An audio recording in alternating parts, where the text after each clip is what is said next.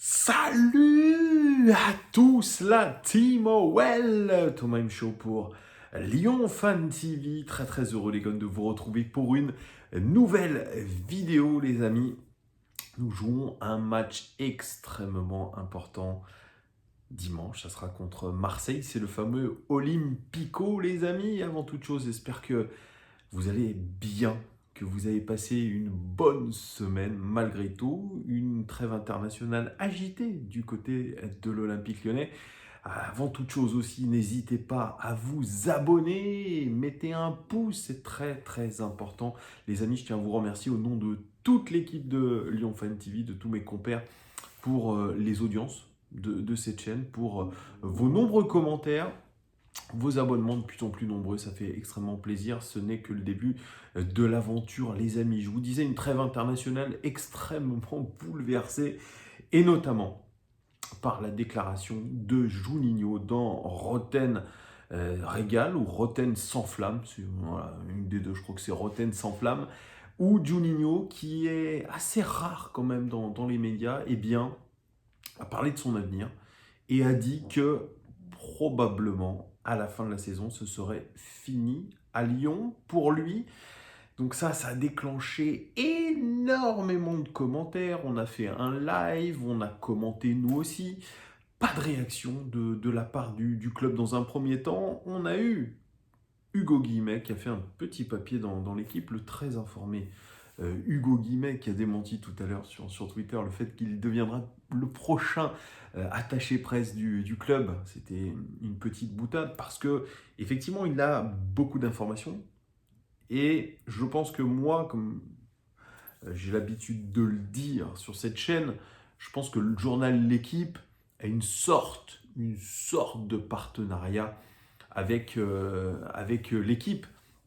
Je vois que l'équipe publie énormément de contenu et surtout grâce à l'équipe et notamment Hugo Guillemet, le club peut passer certaines informations et Hugo Guillemet aujourd'hui dans son petit encart a dit que le club n'était pas au courant de ce qu'avait dit Juninho, de ce qu'allait dire plutôt Juninho dans cette interview, ce qui me paraît totalement ubuesque, sachant qu'à l'époque quand je faisais l'émission de l'Olympique Lyonnais, j'ai eu l'occasion de le dire, enfin quand j'avais tourné le pilote de l'émission avec Emma pour le compte de l'Olympique Lyonnais.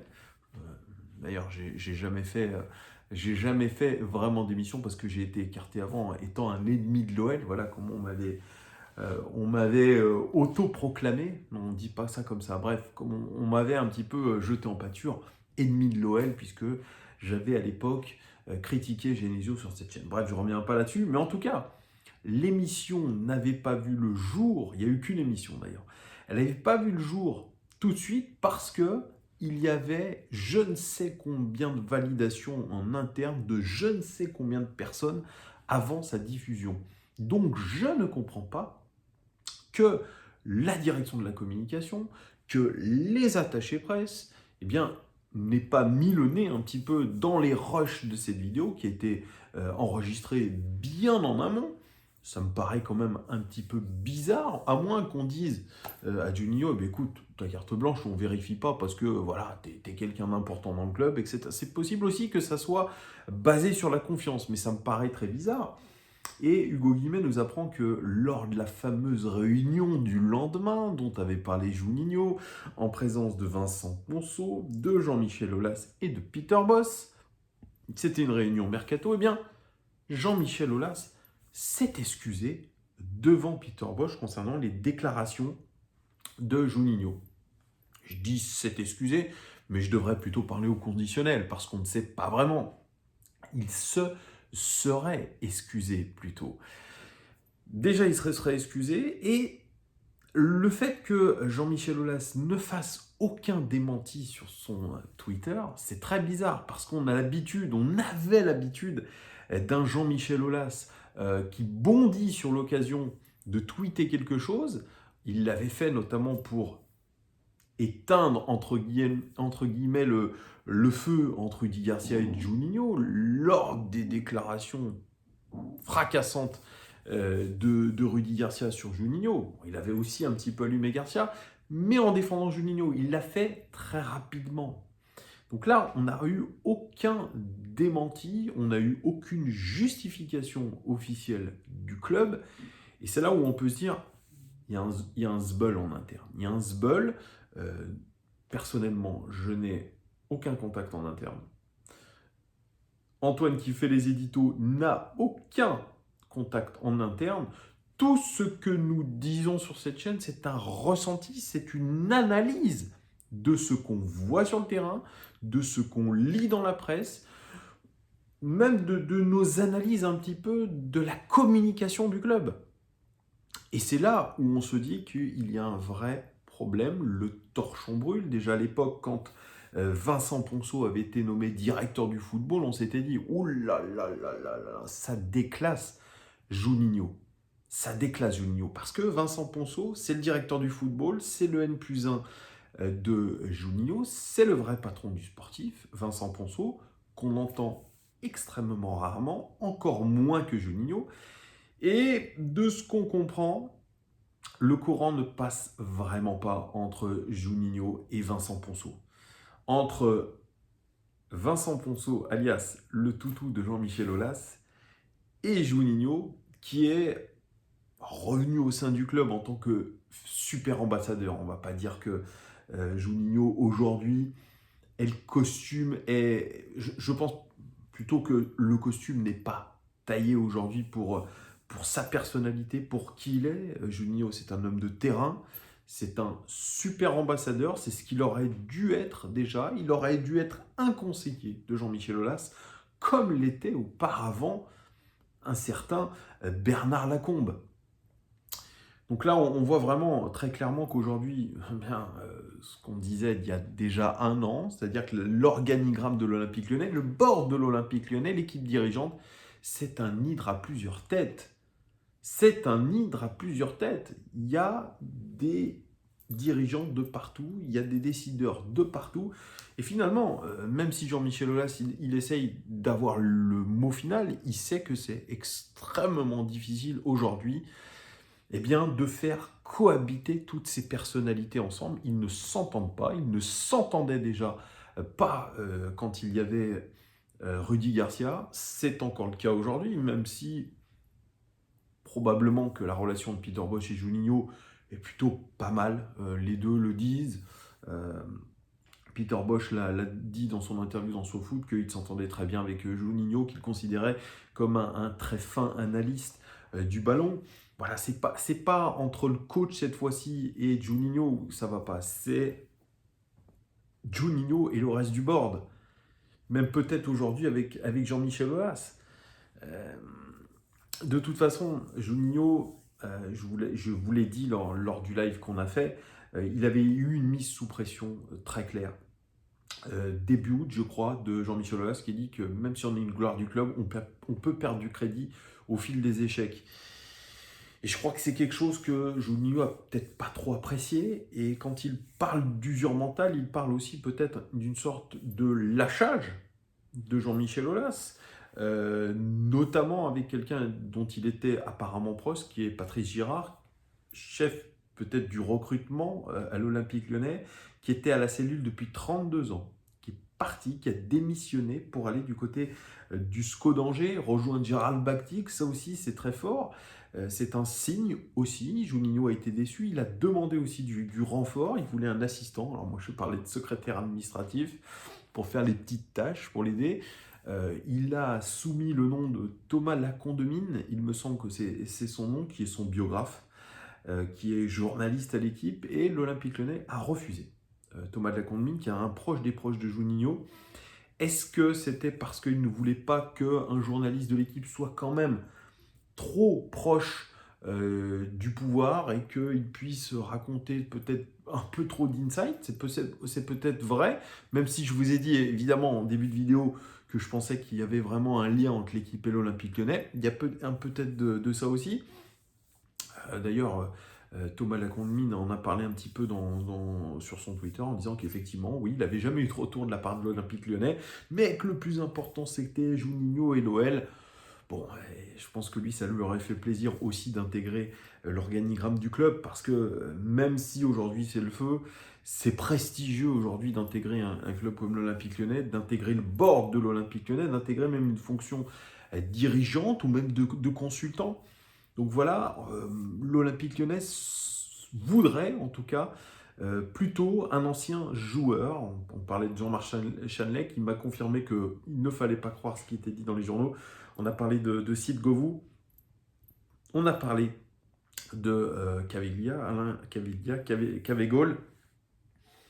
Est-ce que c'est pour continuer finalement l'entre-soi lyonnais, le fameux entre-soi qui aujourd'hui, on le voit bien, commence à avoir ses grosses limites, on le voit bien.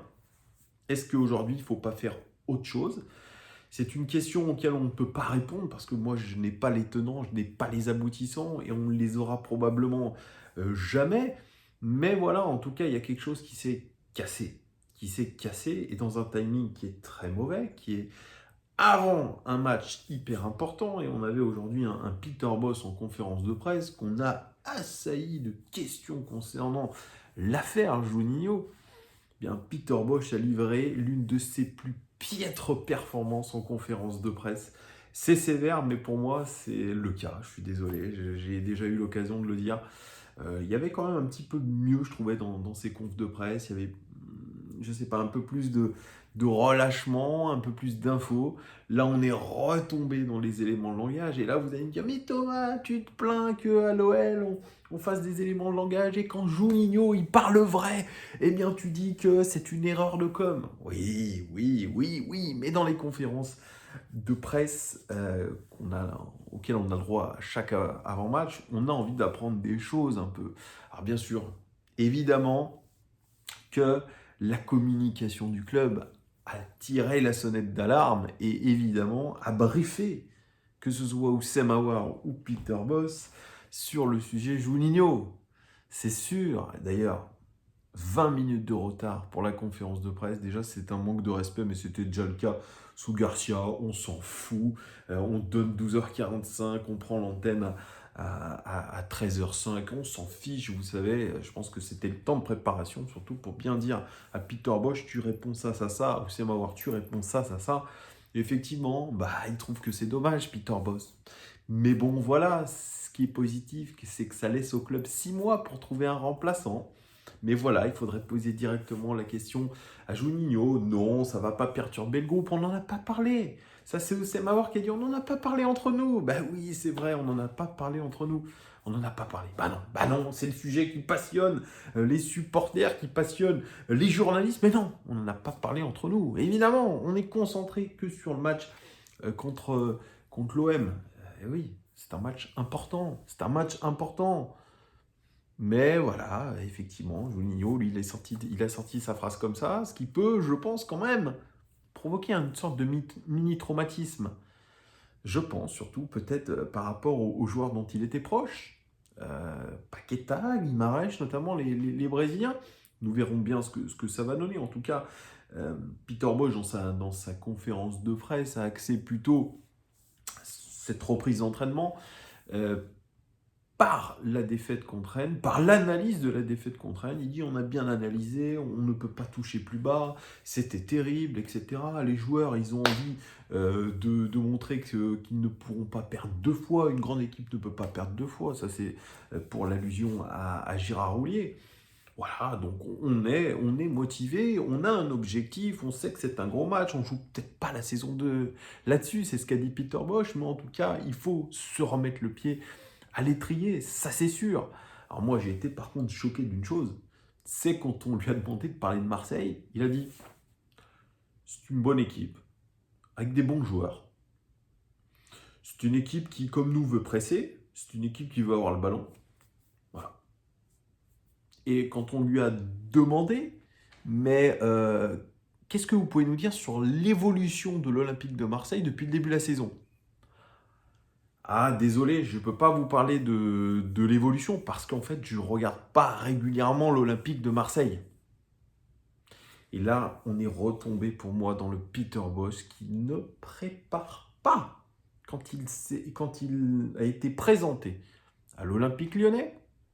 Jour de sa présentation, il ne connaissait pas l'effectif, il ne connaissait pas la Ligue 1, parce qu'on ne pouvait pas l'avoir en Allemagne, etc. Beaucoup d'excuses. Et là, régulièrement, quand on lui demande les adversaires de nous les présenter, bah, silence radio. Alors, il y a des analyses vidéo, je pense, qui lui proposent quelque chose, mais il ne s'intéresse pas, l'ami, à l'équipe que nous allons affronter. Et moi, je pense qu'il est très sincère. Il est très sincère, c'est pas pour révéler des secrets, mais il est très sincère. Il ne connaît pas l'évolution de l'Olympique Lyonnais. Il n'a pas vu ce qu'avait été capable de produire l'Olympique de Marseille sur ce début de saison. Et pour moi, c'est un petit peu choquant. Je suis désolé, c'est un manque de professionnalisme.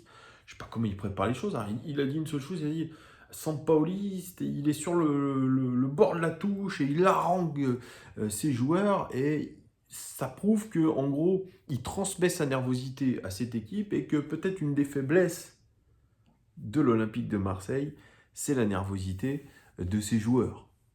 Voilà ce qu'on a appris de l'Olympique de Marseille. Au final, je vais vous dire vraiment une conférence de presse très pauvre, très pauvre. Je vous parlerai même pas de celle d'Oussem Aouar, qui est un florilège de banalité. Désolé, c'est comme ça. C'est comme ça. Vous pouvez me redire, ouais, mais Thomas, quand Juninho, il dérape, t'es le premier à lui claquer dessus. C'est pas pareil, les amis. C'est pas pareil. Là, on parle de préparation d'un match. On veut apprendre des choses, peut-être.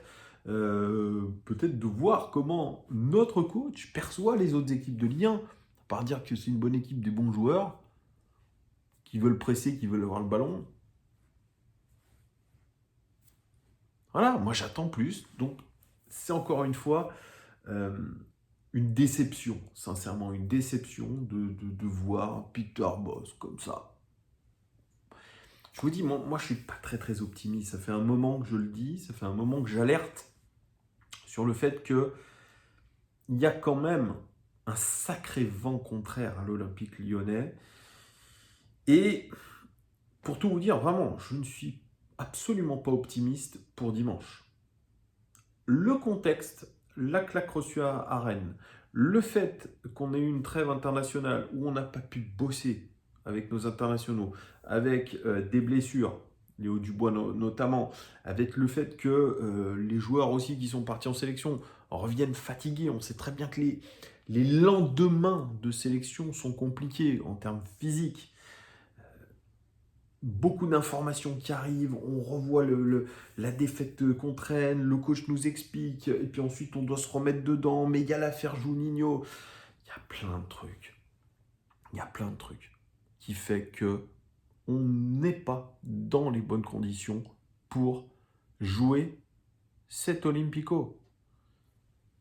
Vous me direz, vous, en commentaire, ce que vous pensez, si vous êtes d'accord avec moi, si vous vous dites « Mais non, Thomas, on va gagner cet Olympico parce qu'on est capable de réagir. » Mais je l'espère. Ne croyez pas que je rêve de la défaite de l'OL. Au contraire, on en a marre, et j'en ai marre en tant que supporter, de finalement être au pays des illusions perdues.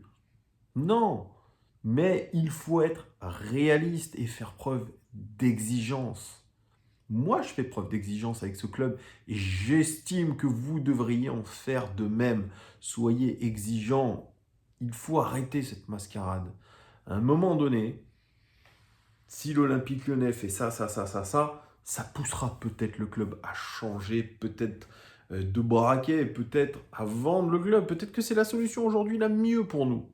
Moi, sincèrement, je trouve que cette saison, elle commence à devenir très particulière. Cette saison de transition, elle est un petit peu particulière et surtout que on a des objectifs élevés, c'est-à-dire retrouver la Ligue des Champions. Donc nous verrons bien ce qui va se passer, les amis. Vous me direz en commentaire vos pronostics pour le match contre Marseille. Évidemment, les amis, on se retrouve sur Lyon Live TV dès 20h, il me semble que c'est ça, puisque l'horaire est à 21h, il me semble, du match. Donc dès 20h sur Lyon Live TV avec toute l'équipe, on sera en direct pour commenter les 11 de départ. Merci à vous les amis de m'avoir suivi si nombreux, je vous fais des bisous, un petit cœur sur vous, bon début de week-end à tous, ciao.